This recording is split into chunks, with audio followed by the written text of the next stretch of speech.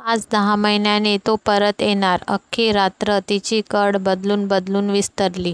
ती पहाटेच उठली. अंगण रांगोळीने माखले. दाराला तोरण लावले.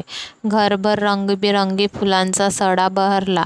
कान्याकोपऱ्यातील फ्लॉवर वास फुलांनी सजले. जणू दसरा दिवाळीच आली की काय.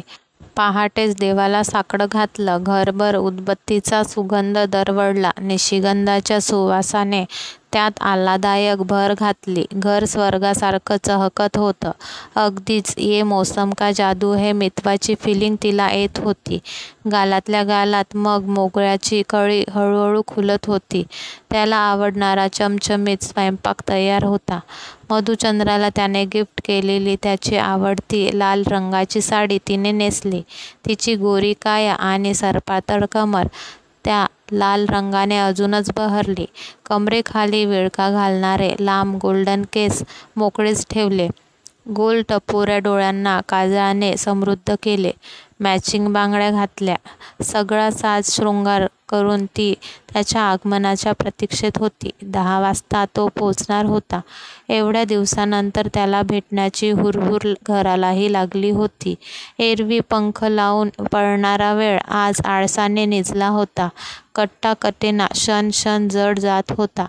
काट्याला काटा भिडला तशी डोअरबेल वाजली. तशीच ती सुटली सोसाट्याच्या वाऱ्याप्रमाणे. दार उघडताच एक थंड झुळूक तिला शहारून गेली. तो स्पर्श त्याचाच होता, पण तो नव्हताच तिथे. ती इकडे तिकडे त्याला शोधू लागली. दूरवर नजर फिरवून बघितलं, पण तो आलाच नव्हता. तिचा हिरमोड झाला. चेहरा तिथेच पडला. दार ओढून आत जायला निघालीच त्याने हात आडवा केला. ती तशीच पलटली. तिच्या गालावरची कळी चटकन खुलली. तो उभा होता अगदी तिच्या मागेच. कमरेला विळखा देत त्याने तिला घट्ट मिठीत घेतलं. तिचा आनंद गगनात मावेना. तिने त्याच्या कपाळावर ओठ टेकवले. तिला तसंच कवेत उचलून तो आत घेऊन गेला. घरभर दळवळलेल्या सुगंधाने तो मिश्किल झाला. अरे पण तुझ्या बॅग्स? सोड ग, मी आलो ना. अरे पण 3 बॅग्स होत्या ना निघते वेळी तुझ्याजवळ. अगं बच्चू, किती प्रश्न विचारतेस. तिच्या ओठांवर ओठ टेकवत त्याने तिच्या प्रश्नांना पूर्णविराम लावला. एवढ्या दिवसानंतर झालेल्या स्पर्शाने ती शहारली. खिशातून डायमंडचा नेकलेस काढून तिच्या गळ्यात घातला. तिच्या चेहऱ्यावरची लाली अजूनच बहरली. त्याच्या केसात हात घालून मान तिरपी केली. गोऱ्या गोमट्या शरीरावर त्याने विळखत चाव घेतली. जास्वंदाच्या पाकळीवर पडलेल्या दवबिंदूप्रमाणे तिचं पोट सरसरत होतं. 6 महिन्याच्या विरहानंतर स्पर्शाने मोहरलेल्या क्षणात प्रणयाचा आनंद घेतल्यानंतर तो फ्रेश व्हायला गेला. तिने त्याच्या आवडीचे पदार्थ वाढून ताट आणलं. दोघांनी जेवणाचा आस्वाद घेतला. जेवण करून दोघेही बेडवर पडले.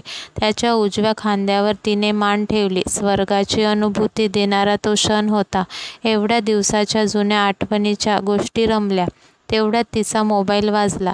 त्याच्या कुशीत असल्याने तिने दुर्लक्ष केलं. मोबाईल परत वाजला, पण ती रिंगटोन नेहमीची नव्हती, मात्र ओळखीचीच नक्कीच होती. ती त्याच्यासाठीची होती.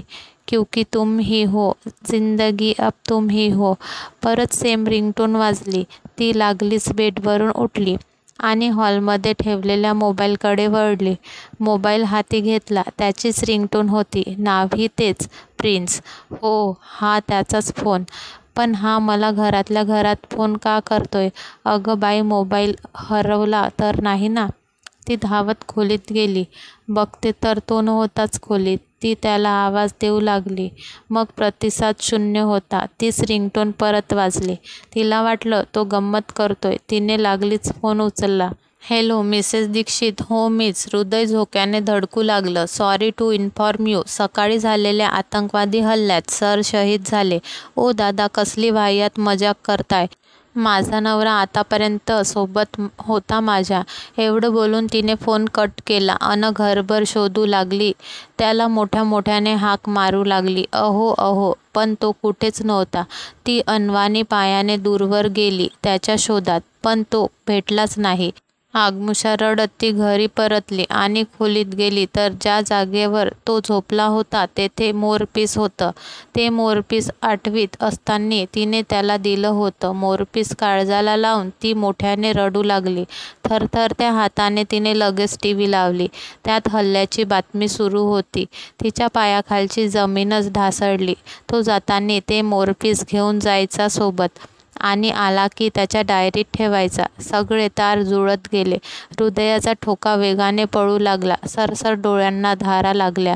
घालवलेल्या सगळे क्षण चुटकीसरशी डोळ्यासमोर आले. तिचं दार उघडणं, दूरवर नजर फिरवणंही, तो न दिसणं आणि मग अचानक त्याचं तिच्या पुढे येणं, त्यात सोबत बॅग न आणताच येणं. सगळं संशयास्पद होतं. सगळं क्षणात उद्ध्वस्त झाल्यासारखं वाटलं. पण त्याने त्याचं प्रॉमिस मात्र पूर्ण केलं. 8वीपासूनच दोघांचं प्रेम. दोघेही एकाच आश्रमात वाढलेले. आर्मी ऑफिसर व्हायचं त्याचं बालपणीचं स्वप्न आणि जिद्दीने तो झालाही. त्याच्या ध्येयाच्या व कर्तव्यापुढे ती कधीच आली नाही.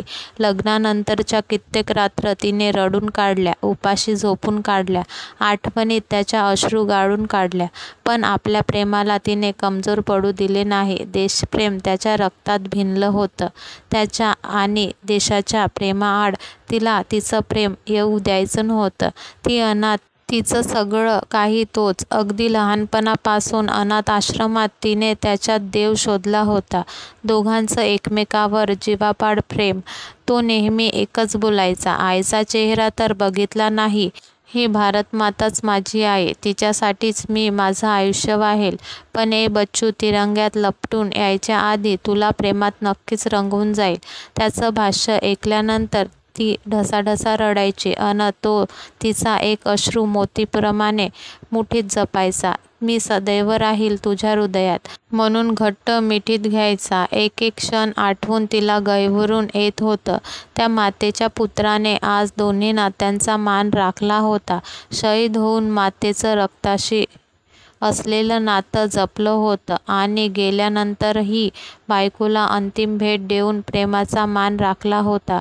थोड्याच वेळात त्यांच्या घरापुढे लोकांची मांदियाळी लागली आणि मग तिरंग्यात माखून तो आला तिला अंतिम भेट द्यायला. आरडाओरडा रडत तिने त्याला काळजाला लावलं आणि भारत माता की जयचा गळगळाट करत त्याला तिने सोपवून दिलं. त्याचं प्रेम अमर होतं या भारत मातेसाठी आणि बायकोसाठीही. ही कथा आवडल्या असल्यास लाईक करा, शेअर करा आणि सबस्क्राईब करा. धन्यवाद.